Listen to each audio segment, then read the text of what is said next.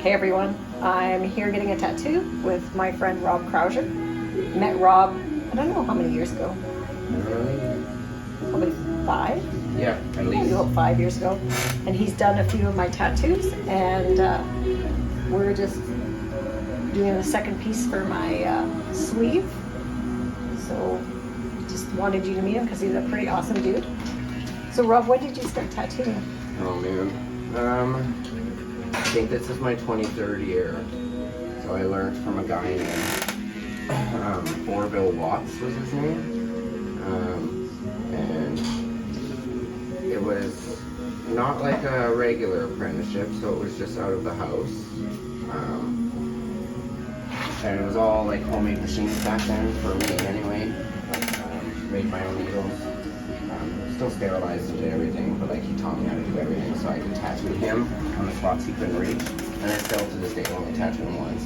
But and then I just kind of like fell in love with it right away, and I liked it. And then it just went from there, and I just continued doing it, like on and off too, with not always full time. Like I would have other jobs too, but I would just tattoo people. And to be honest, like it started out tattooing people sometimes for like as cheap as like $40 for like all day, sometimes for beer, sometimes for whatever. Like it was just fun, but I did fall in love with it, and it became like a thing that I like my biggest passion. So yeah, like 23 years I guess. So when you made your own homemade needles, what did you make them out of?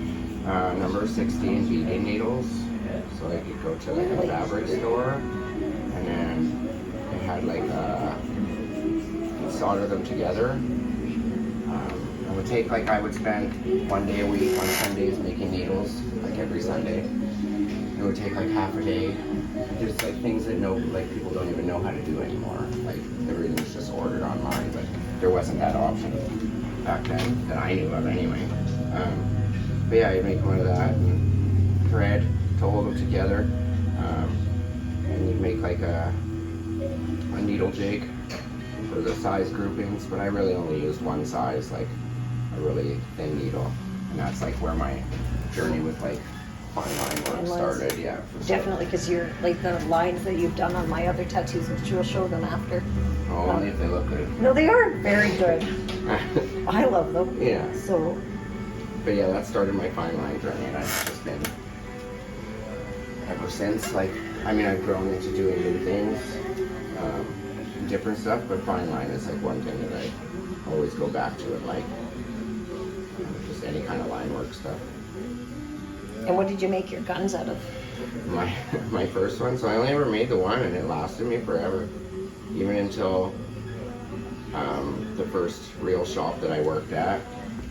I showed up for like as kind of a job interview to tattoo one of the owner's friends, and I showed up with my homemade machine because that was all I'd ever used. I never used like a professional machine, and there was only really one place to order from, and I think it was called like Panther Products or something in Canada, and it was like just very generic machines. Like I'm sure there was other companies, but I didn't know anything. I like, didn't have any involvement really in the industry other than getting tattooed. But I made mine out of part of a fridge.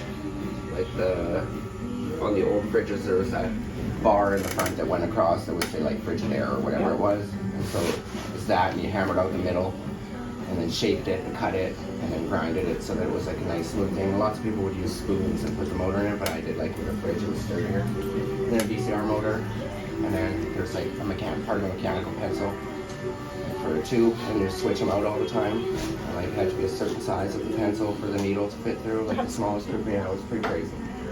I don't even know if I would remember. I think I would know how to make one today. It'd be pretty tricky, it's been so long. But like I had this machine for a lot of years. Like it was still, I wish I still had it. Oh, you don't have it? No, I gave it away. And then when I started getting professional equipment, and I really wish I would have kept it. It's pretty sweet. It'd be a nice keepsake. But I thought often of building another one just to have. Yeah. Not to use it, but yeah, that machine did. I learned a lot with that thing, good and bad. Probably lost a few friends tattooing, and they're mostly pretty good. I actually tattooed that guy, Newman, like 20 some years ago. in an apartment shortly after I started. Yeah, it's crazy. So, yeah, it's good times. It's been a journey, for sure. But, So do you tattoo full-time now, or what do you? yeah, oh yeah, for sure. Right now I'm tattooing full-time. I tattooed pretty much full-time when I was getting my degree at the university too, as much as I could. So it's pretty close to like 7 days a week in school. I was tattooing for the last 5 years. It's pretty close. And I take like the odd holidays, but it was hard. Student loans doesn't give you very much.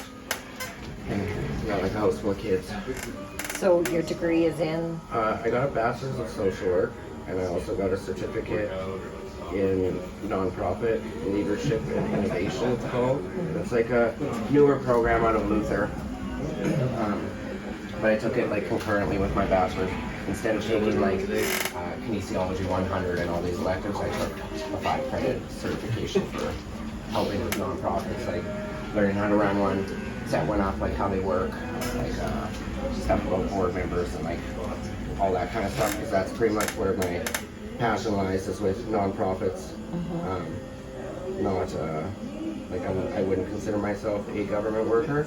I know I'm not, so anything I do would be with a nonprofit. So I just figured it made sense, and why not get an extra certificate? I'm one of those people that loves having those things tucked in my. I don't put them anywhere for anybody to see yet, but I just like having certificates. But yeah, and it was kind of boring to do, but I actually really liked it. Whether I remember all of it now, probably not, but I suppose if I was forced to remember on the spot, I'd remember all the stuff from it. But it was a really interesting course, just learning how they function. So you'll be able to put that into practice with the boards and stuff that you're Oh on? yeah, for sure, yeah. I think so, and it'll also help me set up a nonprofit, which was pretty much my goal to do anyway. I'm not really a person that wants to work for somebody necessarily. I've done that my whole life, and it's just like there's so much stuff in social work that is controlled by supervisors, and like the amount you can help and do whatever, that it's just like sometimes not sometimes, like you have to think outside the box, because everybody's living outside of it. So there's no like perfect model that's gonna help everybody.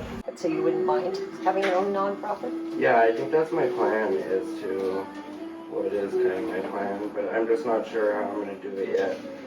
I want to do, like, my biggest thing is, like, I've gotten, like, the luxury, I guess, I don't know.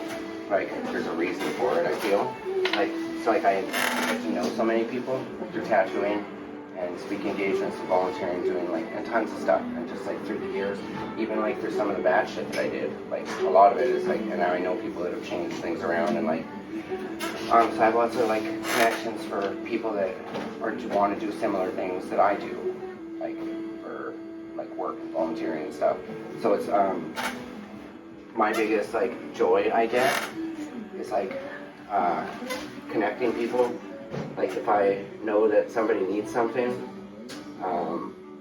or like having trouble like gaining access to a service, and I happen to know somebody that I met while I was tattooing that does that, like, I'm not scared to reach out and be like, hey, like, so I like connecting people to services. And like the biggest gap that I found with nonprofit stuff is that there's like of course the lack of resources and access, especially with COVID, like it killed everything.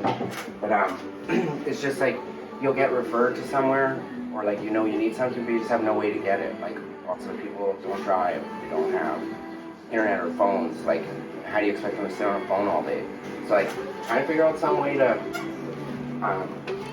incorporate like some kind of maybe like addictions and grief counseling into a thing where I can help people also access lots of resources. Like I don't want to just be one thing, like because everybody, like through my practicums, I learned that, especially the last one at All Nations Hope, I learned that like there's not just one thing somebody needs.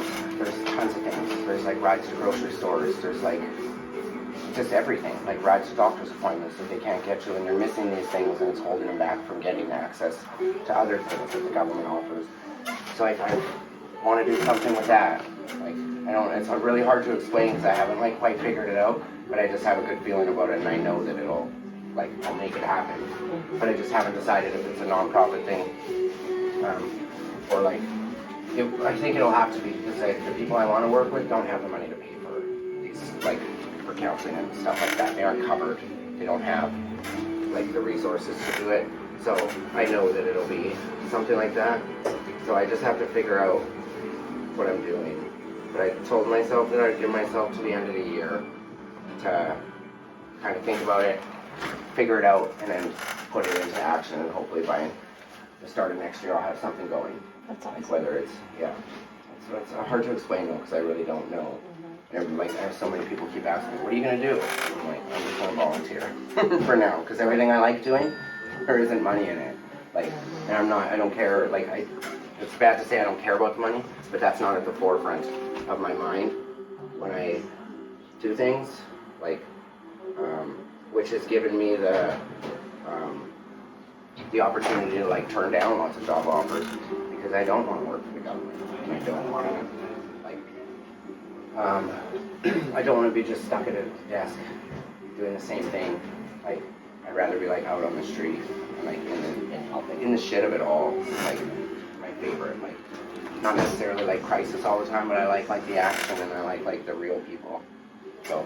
And there needs to be more people like you who want to help, right? Because depends who you ask, though. Like, there's, my girlfriend will say that one of me is plenty enough, but yeah, like, and I've met quite a few people that, like, have the same, like,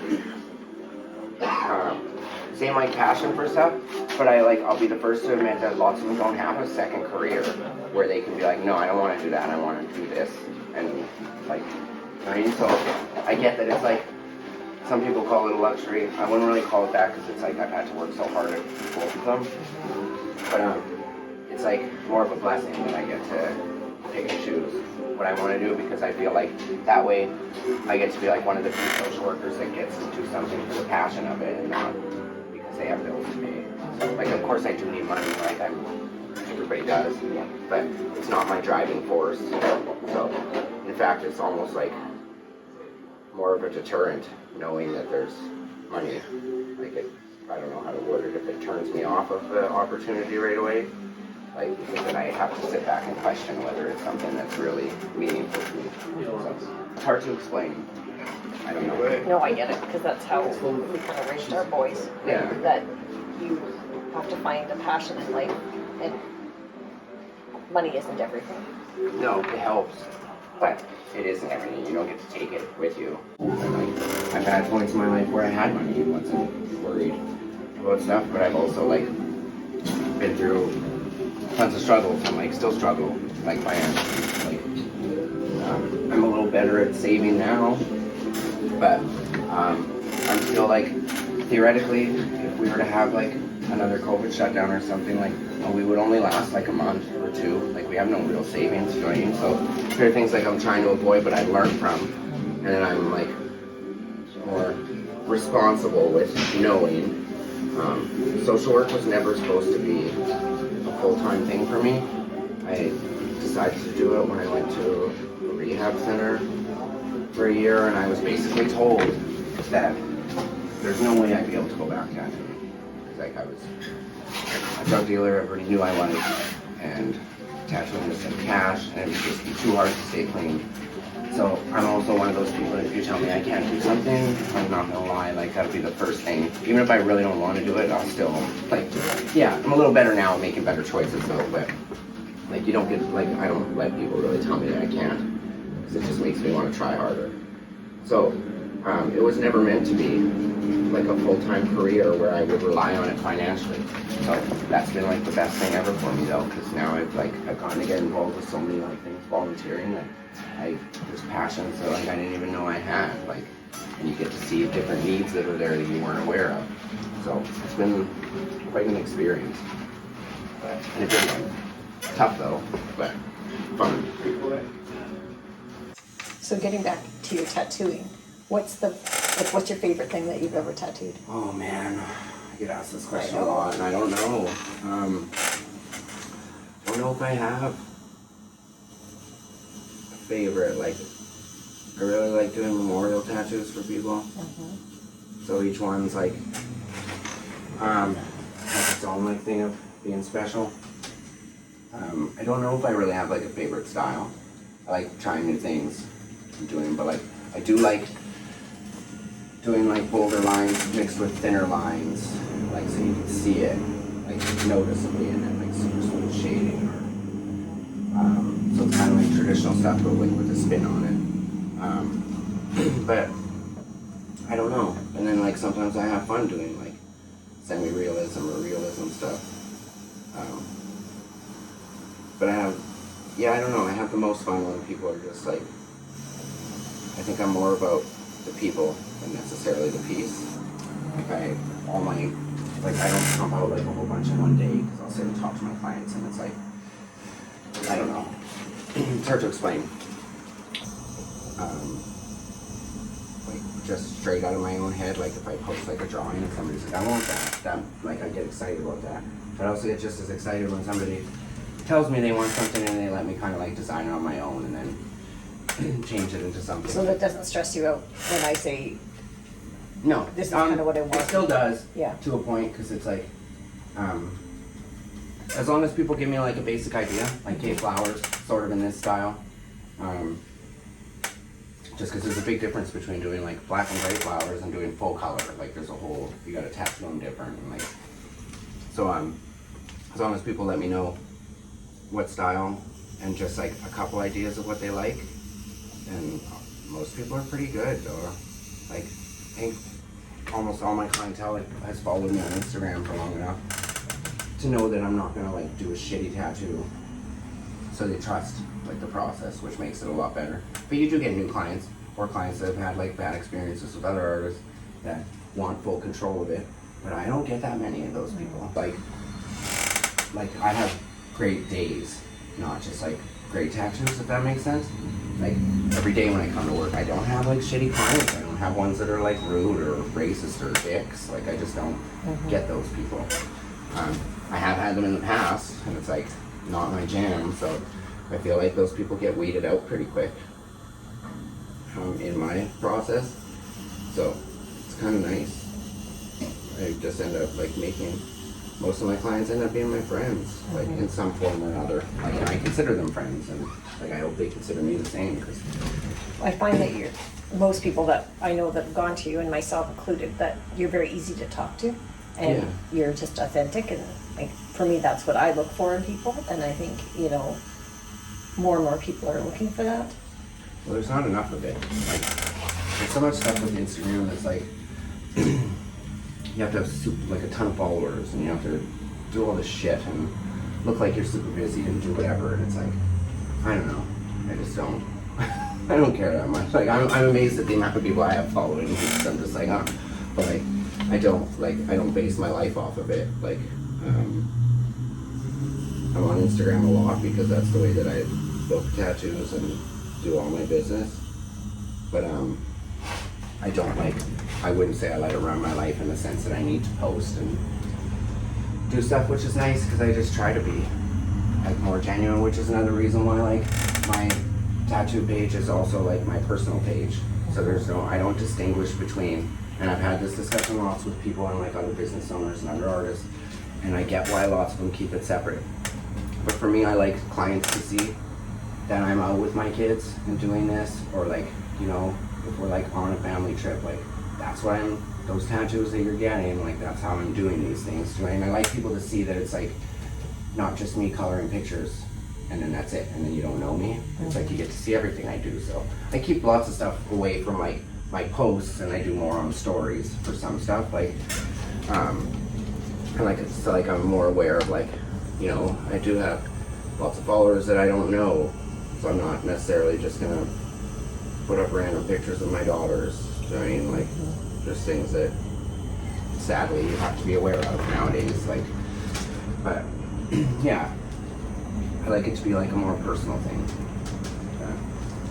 Okay. So are your daughters still interested in tattooing? I think you said last time. Yeah, the 17-year-old and the 15-year-old are. They're gonna start coming to the shop in a couple weeks to sit and draw, like in a corner and hang out, or Darrian's here, they'll paint, like do whatever. But I think the 15-year-old wants to learn more than the 17-year-old. The 17-year-old's more scared of blood. And I could keep trying to explain to her, like, it's not like, There's no like blood. a horror movie. There's no, like, you know, but it's something that, like, I promised their mom that I'd teach them if they wanted to. Because they're, like, both of them are better artists than me. And I get teased a lot, like, from friends. I hear that comments a lot, like, you know, does it ever, like, did you ever notice that, like, the two kids that are the best at art you didn't make them? I'm like, yeah, I did notice that for sure. Like, but it's just they're the ones that, like, love it the most. And they draw, like, from 10 in the morning till 11 at night. Like, they just sit there. That's all they do. Any spare second they have, that's all they're doing. And they've been doing that for years, and it shows because they're ridiculous. But I just wanted to, like, to make sure that they learn, like, the right way. And around, like, other, like, real artists that where it's not just about money. It's like you get to do what you love but make money while doing it, which is like the whole point of work. Like, really, you're supposed to love what you're doing and it not be like a job. I understand that not everybody gets that, but with art, it's like a very fortunate thing that you can sometimes. So, And actually, the vibe in this studio is really awesome at Stingray. Like, it's got a really good atmosphere when you walk in. yeah, it's wholesome. Yeah. It's like a tattoo shop. There's just pictures everywhere and random shit too. There's tons of stuff to look at. Like, people are always, I catch people always looking around, which is great. But yeah, it's just friendly, and it's literally just like artists that just like, even on days off, they're here like painting and drawing and like playing. Like, it's interesting being around it, like where it's more art and less money. It's like a nice, it's a nice change, and it's something that I needed like at this point in my career. So I'm glad that it came about. And they all, like, they're not afraid just to come out and talk, and, you know, nobody's, I don't want to say stuck up, but they're just like a family, right? So, Yeah, everybody's like, yeah, as your client, they're treat me just as well as they treat their clients. oh yeah, I spend much of my days walking into other rooms talking, and it's just like, it's just fun. Like, tattooing is supposed to be fun. I mean, it's fun for us because of the atmosphere we're working in, the place we're at. So like, why wouldn't it? It should be fun for the client too. Like, and you still get like clients that are like super quiet, ones that don't talk. Like, you get all kinds of people, and that's normal. But like, they all feel comfortable, which is what, and like, it's a safe place, which is the most important thing. So it's nice that we get so many people that say those things, because it's pretty much what you want if you're, especially in today's atmosphere with so many creeps out there and industries like this where it's easy to, like, I don't know, not treat people as well as they should be. Well, tattooing's come a long way though, from when Sure I has, was, yeah. you know, the taboo against tattooing. Like, now it's an art form more than, I don't know. Rough around the edges. All right. Like, that's how it was when I first started. There was only like 3 shops in the city. So like, we go around and ask for apprenticeships, and like, when we're doing it, they didn't know me, so they wouldn't. And there was one artist that was nice to me, like that, but I would get tattooed by him and pay, and he'd give me pointers, like, and this is after I'd already like learned the basics from my guy, and like that helped. So I've always been like, try to be the same way, like just nice to people, and like, it's not for doing it like as long as I don't have like the old school mentality of like being super mad about all these new people. Like, I know, I mean, whatever, lots of new people bringing neat stuff to the table. Like, obviously I'm old, I just use the word neat, but like, there's always, I still have stuff to learn from somebody that's been doing it like 2 weeks. Do you know what I mean? Whether it's in the way I talk to somebody or the way that I do something, like, might not necessarily be like a technical aspect, but there's much more to this art than just technical stuff. It's like a customer service, but art at the same time, and the most technical. So there's so many facets that you have to be good at in order to succeed. And lots of people are lacking 1 or 2 of them, but you know, they pay for it in the end. Like, you can't treat people like crap and then expect them to pay. Yeah. So for artwork, like, which falls into like the more experience that I try to, like, or that I feel comes with being a tattoo. Like, when I do it, like, it's more, I expect my clients to feel comfortable, and I do whatever I can to make them comfortable, and I don't think that, but I like, I don't know how to word it. I feel like it shows because I have lots of clients and I don't advertise other than my Instagram. I don't do like giveaways or anything, like to get followers or anything like that. I've been a part of them before and it was great, like, but it's just not something that I really feel like doing now. But I just go by word of mouth, and which is great, and that's what I prefer, and like how I'd like to keep it for mine, because it's just, if people are referring me, then that means I'm doing something right. So yeah, I don't know, it's been quite a ride, and then somehow I'll mix social work into this too. So I kind of already do. I have lots of my clients that will joke about like paying me extra for a counseling session at the end. Yeah. And it's like, yeah, like I've thought about doing that, but it's like, how do you charge? Like, I don't know. So I just don't. Like, I like that people feel comfortable enough that they can talk about whatever they want, and that's like enough for me. So that's one of my favorite aspects of it all. Is like all the new friends I've made and like interesting people I've met. It's been quite an experience, for sure. Couldn't ask for a better job. And you're doing flash art now, where you never... Like, yeah, I'm starting to. So, like, before it was like, if you had a cancellation, you just take the day off. Like, is how I did it. And, like, how things kind of work. And now it's like, I want to be at work. Like, I want to tattoo more. I want to do my own stuff. And, like, since, like, you know, since the new year, I've, like, had, like, a new passion for drawing. So, like, I'll draw at night and do stuff and, like, put my stupid ideas onto paper and, like, post them and, like, make myself post them with the full... Usually anybody that, like, messages, a few people would probably attest to this, they'll message about a flash piece that I posted. And the first thing I'll say back is like, oh man, I wasn't even gonna post these because I didn't think anybody would want them. But like, those are the ones that everybody wants. So it's like, it's taught me a lot about putting myself out there and not being so insecure. Well, your positive body images, Yeah. like, that is really amazing. Those are some of my favorite ones. Yeah. I was asked by a client to do a couple for her for tattoos, so I did. And then we got to talking while I was doing them.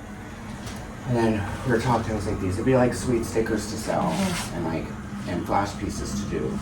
And she's like, you should do it. So then I told her that the ones that I did for her I won't replicate, and I'll always draw original ones for her. And then I put them out there as like, once I posted them, and then said, I like knew that as soon as I said online that I'm gonna draw up a flash set that people would hold me to it. So it was like an accountability thing, and I said it, and it was like, man, the response that I got was like, I've had numerous people like message about them and love them, and then like dads buy them for their daughters, and like daughters excited because like it's somebody that looks like them, and it's like, I don't know, I have girls, so it's just like a nice thing to be able to do.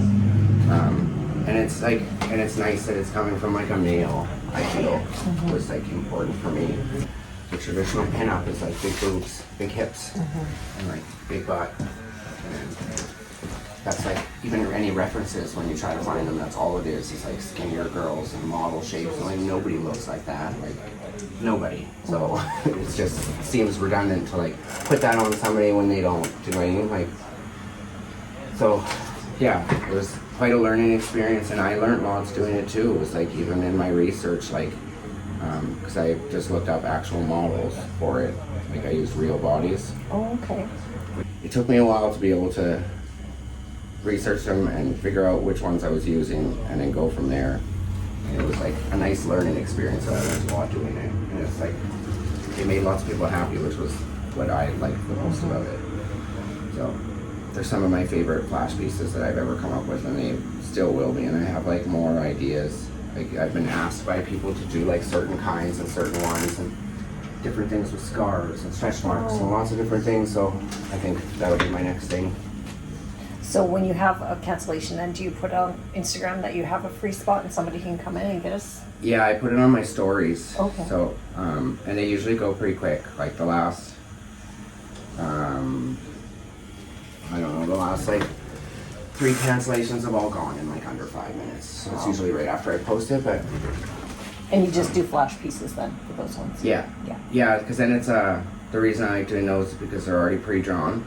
So I don't have to, most of my cancellations will be last minute, like, or the night before, or somebody's sick or something, or missed a flight has been a big one lately with the airlines. So, yeah, if I don't have to draw, then that makes it better. Sometimes if I have to draw a big thing and message back and forth, it's, my whole night's eaten up doing that, and it's too much, so that's the beauty of Flash. It's been fun, but it's nice doing it. But you recently tattooed a band. Oh yeah, that was fun. I tattooed Paul McKenzie, the lead singer and like person that started the Real McKenzie. And the other guys all like decided to squeeze in the rest of the band on like no notice, so it was pretty sweet. Yeah, and it was fun. They had like Wayne Mantique came out, like interviewed. I think that's what it was. Yeah, it was. And came out and interviewed.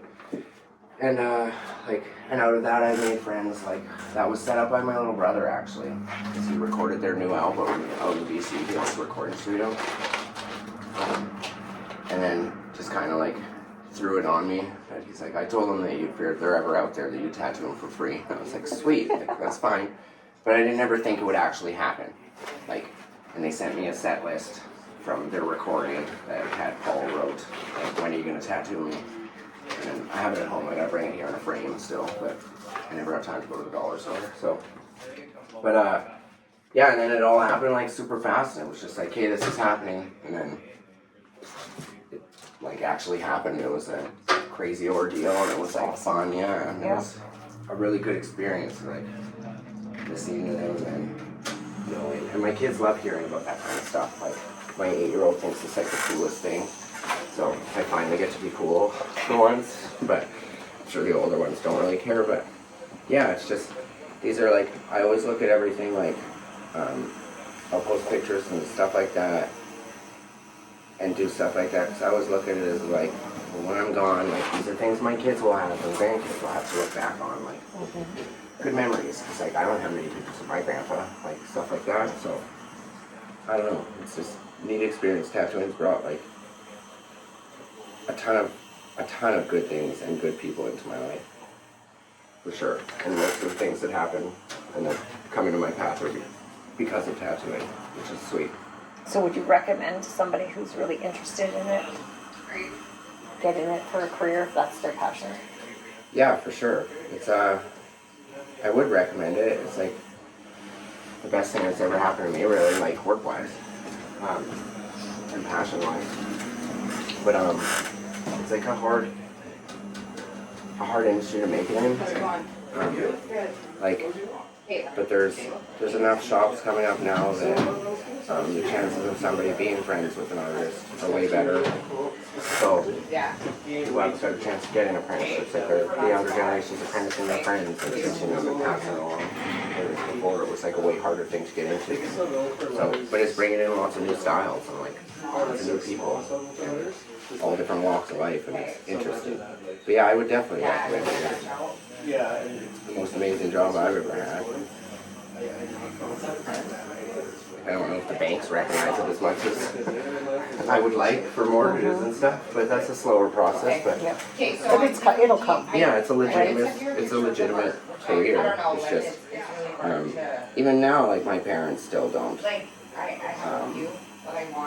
probably acknowledge it as being like, I mean, I would still hope that I get a pension job with the government or whatever, but it's like, man, I'm only going to be alive once, like, and I've already like, almost not been alive numerous times, so life's too short, so there's no, it's either pension or have fun and enjoy life. That generation though, because when Nicholas was young, my dad, when he was still alive, Nicholas was like 5. He's like, make sure you get a pension. Oh yeah. That pension plan, like, he's 5. It's okay, Dad. He's got time. Yeah, and I get it. Like, I do get that was like a thing that you wanted, was like security. You need it. But I also have 2 careers now, so I can relax a little on worrying about those things because I get to go back and forth and do whatever, which means that in my mind, like, and like in my heart, I know that I don't ever have to be miserable at work. Like, Which is amazing, right? yeah, like that's the point of it. Like, if I'm not enjoying something or having a rough go, that I can take time off and go to the other one and do, like, and both make my heart full. So how do you lose? Like, really, I don't know. It just seems, I don't know. It seems foolproof to me. It seems like the right decision to just do the way I'm doing it right now. And I feel like I'm one of those people that believes that like things happen for a reason, and not with everything. Don't get me wrong, but like things fall into place and doors open as they should, and like you still have to put in the work and do whatever. But if you're willing to put in the work, then good things happen. Lots of bad shit happens too, though. It's kind of like my YouTube channel right now. That's filling my cup, showing the world my favorite people. Yeah. Right, with Charlotte and yourself, and I have a few other people lined up, just because I want the world to see that there's good in people. For sure, yeah, I get that. Because right now you turn on the news and all you hear is crap. Shit. Yeah, so it's... Life's just way too short, right? And I've lost like too many friends and too many loved ones. And if I was to look at like, they just think their whole like, I don't know, if I spent like their whole life working, you don't get to take any of that with you. Somebody talks about how you used to show up on Sundays and put in overtime. Nobody gives a shit about that. Like, they don't even give a shit about that when you're doing it. Like, let alone after you're gone. You know what I mean? So I want to do things that like allow me to make memories and put stuff like this on people that long after I'm gone, like, because you outliving me then, but like, long after I'm gone, there's still people like, you know, maybe my kids will run into somebody one day that has tattoos by me and tell them a story like we talked about when I was, you know, just little things like that, like, I don't know. Because every tattoo that you put on has a meaning, right? Yeah. So, yeah, for me it's just like I'm a living art piece. Which is what tattoos are supposed to be. Alright, so we're all finished. My tattoo is bandaged up and I'm ready to go. So I look forward in the new year when I can come back and finish my sleeve. I really enjoyed our visit again, like I always do. So in the comments below, we're going to list Rob's Instagram along with Stingray and all the other artists. So please check them out and give them a like and a follow. And if you're in the Regina, pop in and make an appointment and come for a tattoo. So again, subscribe and like us, and we'll see you next time.